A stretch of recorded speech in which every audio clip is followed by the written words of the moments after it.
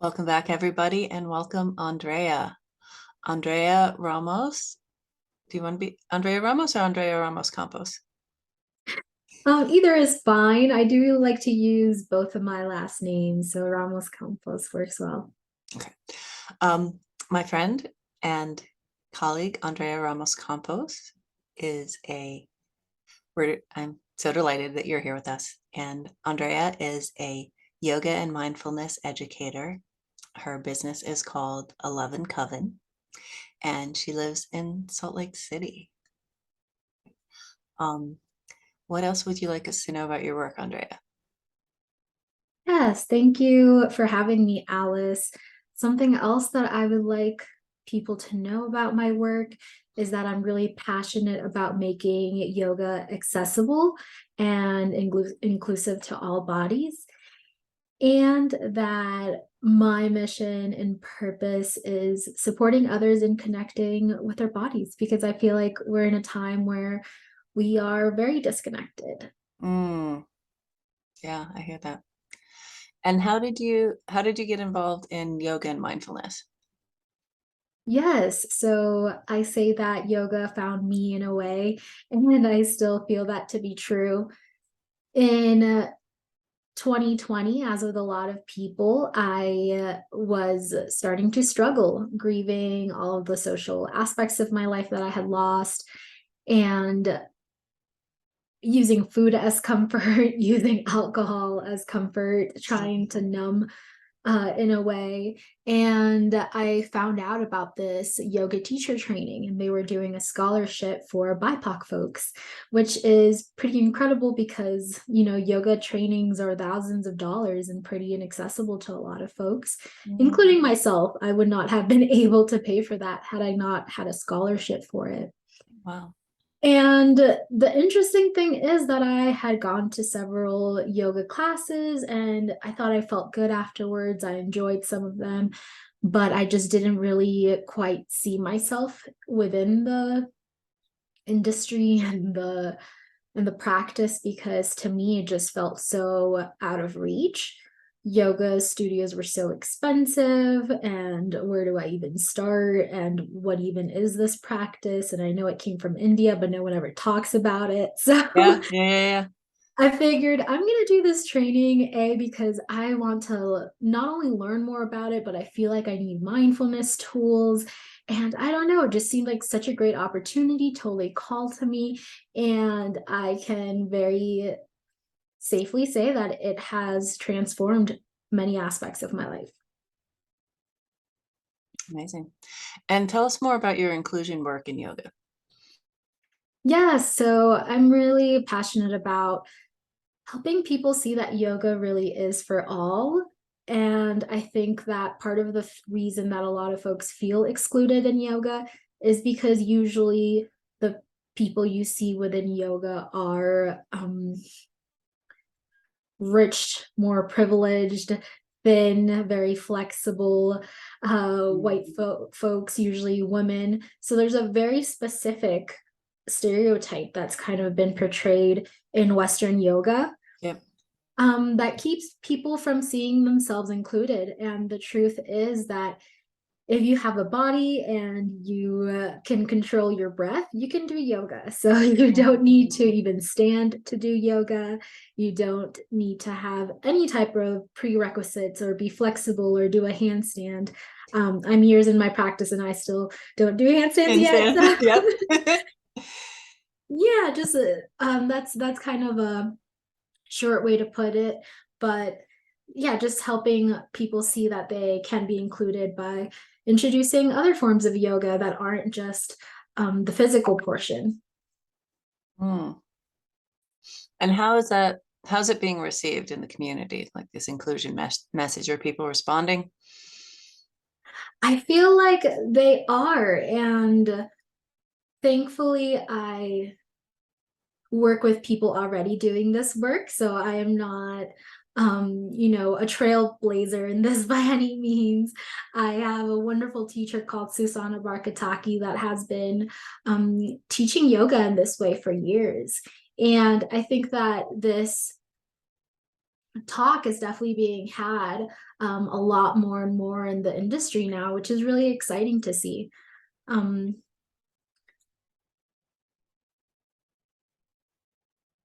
and I'm sorry, Alice, will you bring me back to remind me the question one more The time? question was, Change this. how is the inclusion work being received? Are people getting the message? Are diverse, is a more diverse crew of people getting involved? Yeah, so I definitely think so. And I may be a little biased because of the areas and environments that I'm around. And of course, my teacher is a lot more intentional about doing this inclusion work and making it a core foundation. So I see a lot more diversity within the training that I am in and the training that I started out in. And I see more folks from all backgrounds starting to be in yoga and reaching out to me wanting to try yoga. So yes, I definitely think it is being received well, which excites me. That's amazing. That's amazing. And what do you see as the power of yoga? Like first as a personal growth tool and also as a social justice tool? Yes. So I feel like the biggest things that yoga has given me are awareness and compassion. Hmm. And I feel like this works both for the self and for the collective.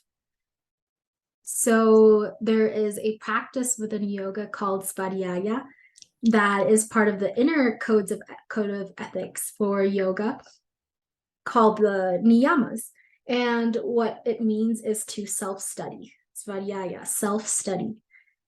And I didn't realize that years ago I started this personal practice of self-study in a way by getting my feelings down on paper. And that's always been a way that I have tuned in to try to kind of decode and work through emotions. Hmm. And I feel like the practice of yoga amplifies it because it allows me to have new awareness that I didn't have within my body of how my breath reacts to certain emotions and how my body feels in certain times of the day or with certain feelings that arise when I'm in flight mode, when my nervous system is feeling activated and um, uprooted. And then now I have the tools to try and fix those, or not fix them, but calm them, regulate Grow them. them. Yeah, regulate them. Right. So I feel like awareness is a huge portion of it. And I also think that once you start doing the work of studying yourself, you're also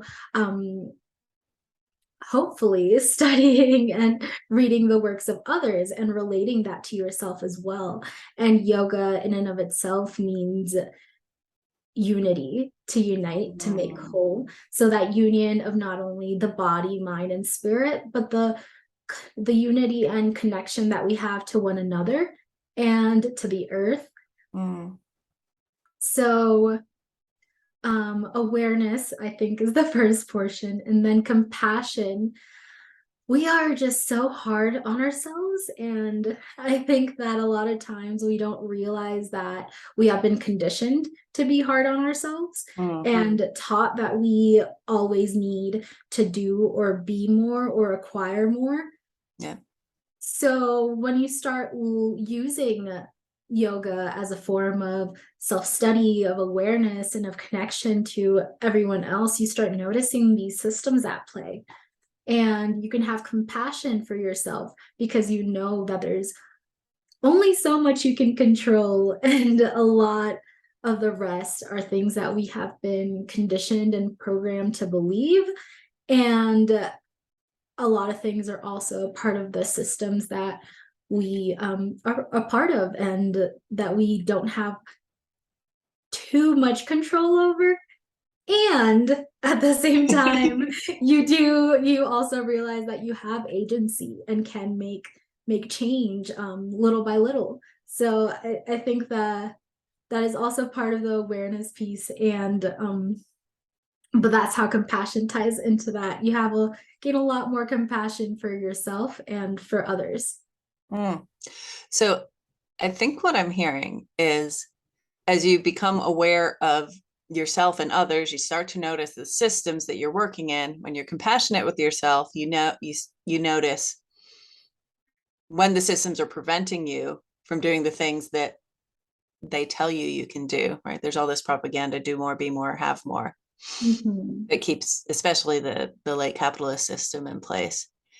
Mhm. And you also see where you do have agency, and that can lead to making systemic change. Like rather than trying to change yourself all the time, you can look at where the actual levers are because you've got this expanded awareness. Yes, yes. Mhm. Very well put. Thank you, Alice. You're welcome. Trying to get it all. And has yoga made a difference in your activism or your advocacy?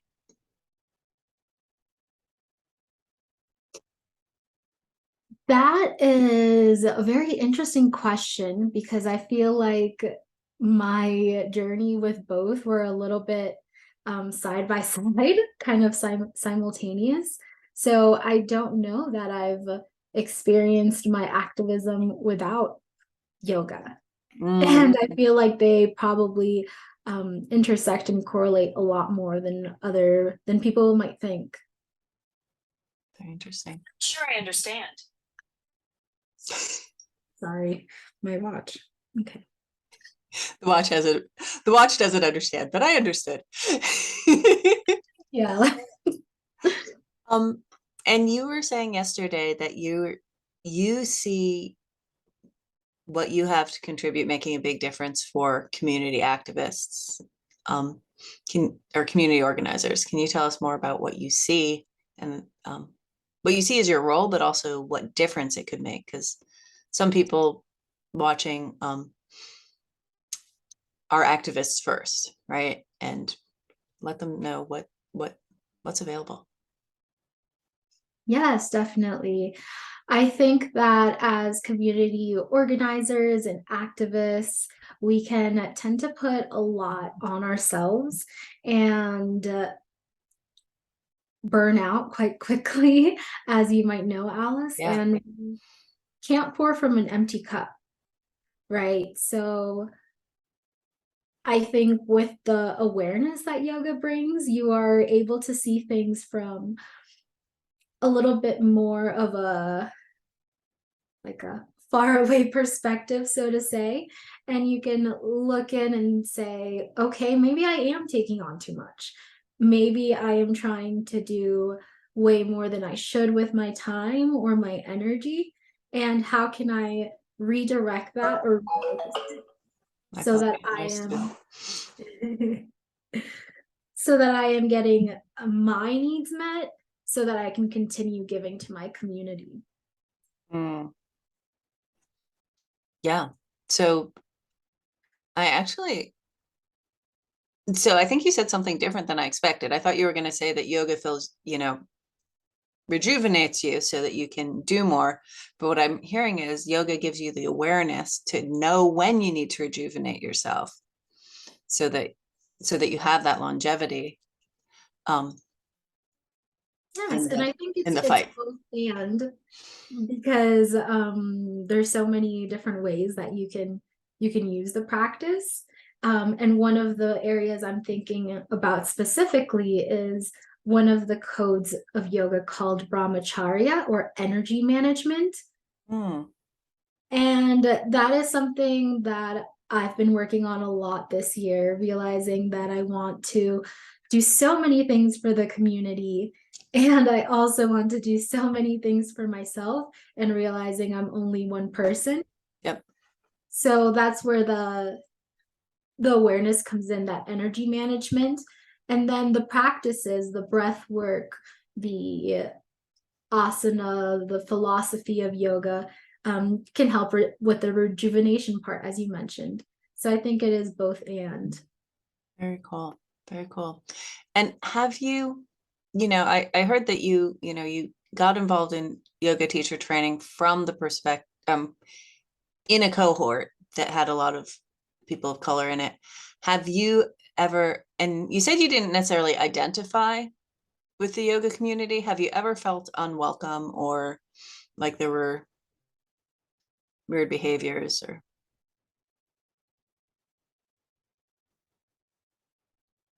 Hmm. I feel like my practice has been mainly at home, maybe in part to avoid this. Hmm. But I I'd say I've recognized some now that I have more knowledge with yoga, when I do go to classes, I tend to just recognize a lot more of the type of language being used and how not very trauma sensitive yoga Hmm. teachers can be. So thankfully, I haven't had any like downright rude or disrespectful encounters, but I've definitely had encounters where I could tell the teacher was not trauma informed, not trying to make the practice inclusive to all bodies, or just unaware that that should even be a thing that they should think of. Um, so yeah, I'll say that that's what I've noticed more so. Got it.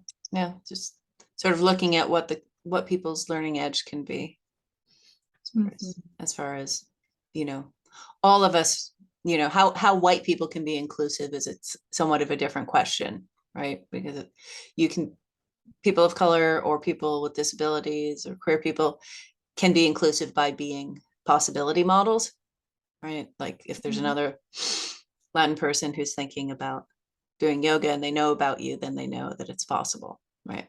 Right. And well, I don't do yoga, but if I did, right, I wouldn't be providing that. But there are other things that I could do to to set a stage for inclusiveness. And Yes, definitely. And it's you could definitely start small if there are yoga teachers out there thinking like, oh, I'd love to make my practice or my classes more inclusive. It's as small as just giving a bit more options and seeing how your language is reflected. Like instead of saying for deeper or for if you're more advanced, you just say this is an option and this is an option. ah, Our language can be so critical to that trauma informed piece that if just weren't taught it, then you don't really think about it. yeah. Also, touching students can really trigger. There's things coming out now about like using consent cards or just asking consent first before going and pushing someone into a position or Hmm. different things like that. So yeah, there are so many resources out there, and I say those are some ways that you can start um, looking to make your classes more inclusive. Very interesting. And I guess, is there anything else you want us to know about your work or your vision?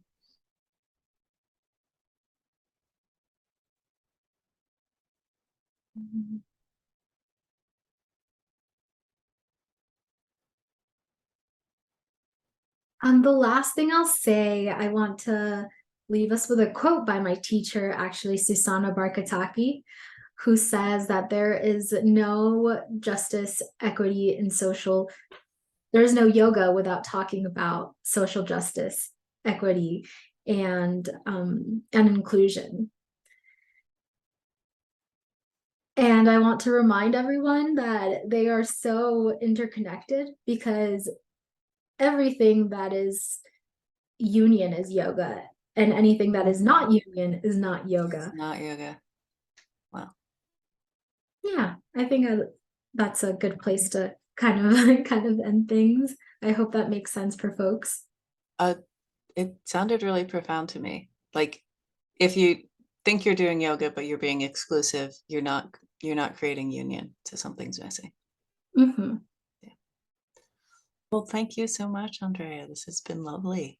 Yeah. And I will direct people to, whoops, excuse my thing. my phone again, I'll direct people to your free gift and your email list.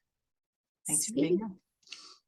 Awesome. Thanks so much, Alice. I hope this added another perspective to your summit that will help folks feel more grounded in a spiraling world. Thank you. I think so. Awesome.